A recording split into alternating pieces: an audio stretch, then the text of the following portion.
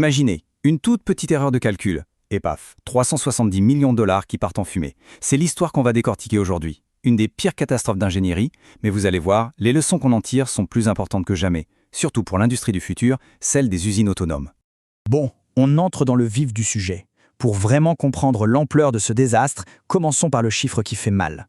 Voilà, 370 millions de dollars. C'est le prix du vol inaugural d'Ariane 5, le fameux vol 501. C'est une somme juste colossale.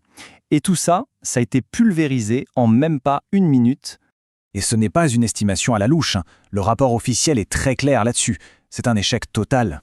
Pas seulement pour l'argent, mais aussi pour le programme lui-même. Un des projets spatiaux les plus ambitieux d'Europe qui a pris 1 an de retard. Un coup dur. La question qui brûle les lèvres, c'est comment ?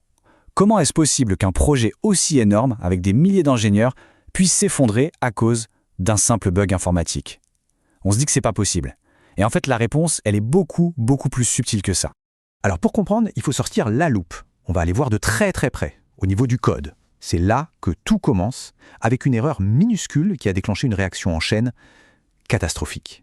Bon, le coupable technique, il a un nom un peu barbare, le dépassement de dentier. Mais en fait, c'est super simple à comprendre. Imaginez que vous avez un verre doseur qui peut contenir 25 centilitres.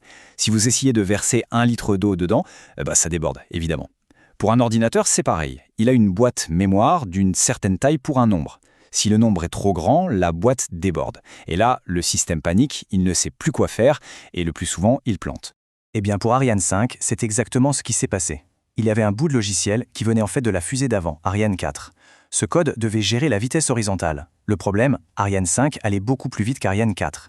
Le nombre représentant cette vitesse est donc devenu trop grand pour la petite boîte de 16 bits qui lui était réservée. Le verre a débordé. Résultat, le système de guidage a planté net. Plus de pilote dans l'avion, enfin, dans la fusée.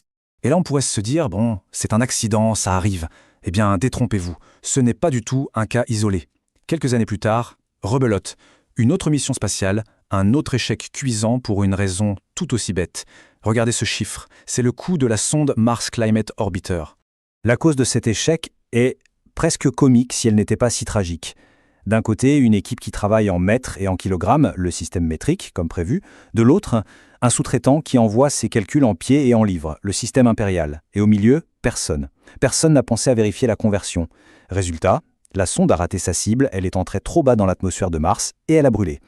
Une erreur de conversion digne d'un problème de maths de collège qui a coûté plus de 300 millions de dollars. Incroyable. Alors, quand on voit ces deux histoires, on est obligé de se poser une question qui va plus loin. Est-ce que ce sont juste des erreurs de code, des bugs? Ou est-ce que le problème est ailleurs, plus profond? Le réflexe, ce serait de pointer du doigt les développeurs, de dire « c'est de leur faute ». Mais ce serait vraiment trop facile. La vraie question, la question à 1 million, ou plutôt à 370 millions, c'est comment se fait-il que des erreurs aussi basiques n'aient jamais été repérées? La réponse se trouve dans la différence entre deux manières de voir l'ingénierie. D'un côté, il y a ce qu'on appelle le génie logiciel. Là, on se concentre sur les détails. L'objectif, c'est que chaque petit bout de code, chaque pièce du puzzle fasse exactement ce qu'on lui demande, sans erreur. Et de l'autre côté, on a l'ingénierie des systèmes. Et là, c'est tout le contraire. On prend de la hauteur, on dézoome, on ne regarde plus les pièces du puzzle une par une, mais l'image globale. On vérifie comment toutes les pièces s'emboîtent. Le logiciel, oui, mais aussi le matériel, les humains, les processus. Bref, on s'assure que l'ensemble fonctionne en harmonie dans le monde réel. Une bonne ingénierie des systèmes, c'est une méthode en 3 temps. D'abord, on définit bien les règles du jeu, les exigences. Pour Ariane 5, ça aurait été de dire « Attention, cette fusée va plus vite, sa trajectoire est différente ».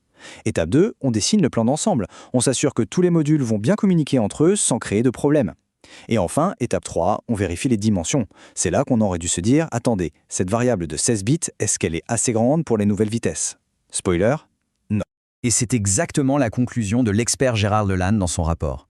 Il le dit très clairement. Le vrai problème, ce n'est pas le code. C'est tout le processus autour. Ce n'est pas une défaillance du génie logiciel, c'est une défaillance de l'ingénierie des systèmes. Le code, il marchait nickel, mais il marchait pour Ariane 4.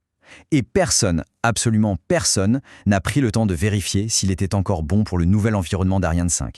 Et ce défaut de vision globale, ce manque de recul, ce n'est malheureusement pas propre à Ariane 5. C'est un schéma qui se répète encore et encore dans les grands projets complexes. Regardez un peu ça. 1983. Un avion qui se transforme en planeur en plein vol. Panne sèche. Cause, une erreur de conversion entre litres et livres de kérosène. 1999, on en a parlé, la sonde Mars qui brûle. Mètre contre pied. 2003, un wagon du Space Mountain qui déraille à Tokyo. Cause, une pièce commandée à partir de vieux plans en unité impériale. Le point commun à tout ça, ce ne sont pas des bugs informatiques hyper complexes. Ce sont des erreurs d'inattention, de communication, de processus, des oublis dans la vision d'ensemble, des défaillances de système. Ok, donc la question c'est comment on fait pour ne pas refaire les mêmes erreurs. Surtout aujourd'hui, à l'heure où on parle d'usines intelligentes, d'automatisation poussée, de l'industrie nouvelle génération. Parce que les systèmes qu'on construit aujourd'hui, que ce soit des robots dans nos usines ou des voitures autonomes sur nos routes, ils sont d'une complexité incroyable. Tout est interconnecté. Et comme pour une fusée, la plus petite erreur de calcul, la moindre imprécision, peut avoir des conséquences absolument dramatiques. Avoir un système robuste, ce n'est plus une option, c'est une obligation vitale. La bonne nouvelle, c'est qu'on a quand même appris de ces catastrophes. Aujourd'hui, on a des méthodes, des garde-fous pour éviter ça. Par exemple, on ne teste plus seulement à la fin, on intègre les tests dès le début du projet. La qualité, ce n'est plus le problème d'une seule équipe à la fin de la chaîne, c'est l'affaire de tout le monde, tout le temps. Et surtout, et c'est le plus important, on applique cette fameuse ingénierie des systèmes rigoureuse. On prouve que le plan d'ensemble est solide avant même de taper la première ligne de code. Pour le dire autrement, on est passé d'une logique de chasse aux bugs à une logique de prévention des bugs. Le but, ce n'est plus de corriger des erreurs, c'est de concevoir des systèmes où ces erreurs ne peuvent tout simplement pas arriver. C'est un changement de mentalité complet. Et c'est ça la grande leçon d'Ariane 5, une leçon qui résonne plus fort que jamais aujourd'hui. À l'heure où nos usines deviennent de plus en plus autonomes, se focaliser uniquement sur l'intelligence artificielle du code, ce serait refaire la même erreur. Ce serait fatal. La vraie question pour l'industrie de demain, ce n'est pas de savoir si nos machines seront assez intelligentes. La vraie question, c'est de savoir si nous serons assez sages dans notre manière de les concevoir.